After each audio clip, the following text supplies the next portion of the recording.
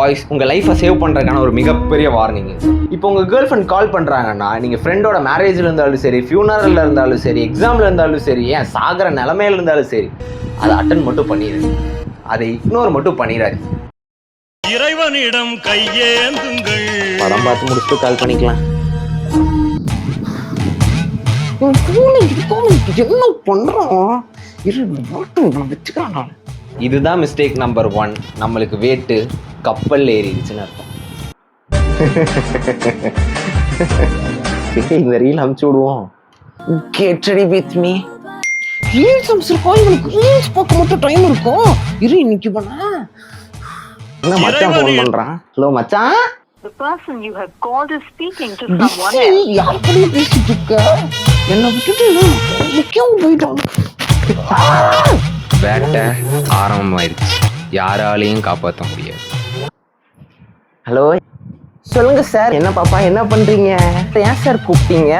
ஓ இப்பதான் உனக்கு ஞாபகம் வரேன் நானு. அப்படித்தானே? இல்ல நான் காலையில கூப்பிட்டது உனக்கு இப்பதான் நீ திருப்பி கூப்பிடுற. அதுவும் நான் வந்துட்டு இப்ப கூப்பிட்டனால நீ திருப்பி கூப்பிட்ட. கரெக்டா? இல்ல அது இல்ல. இரு அது இல்ல.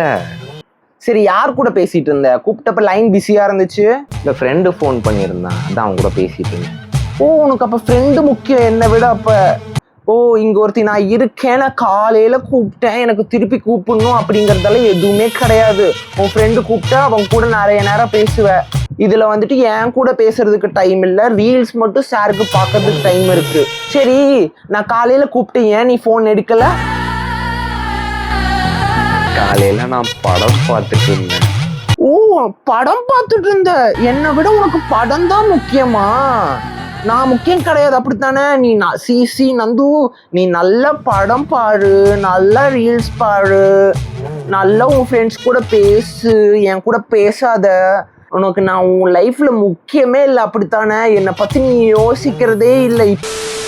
என் ஃப்ரெண்டோட ஆளெல்லாம் இருக்குல்ல, அந்த மன்மதன் படத்துல ரீமாசன் மாதிரி பார்த்து இருந்துக்கோங்க.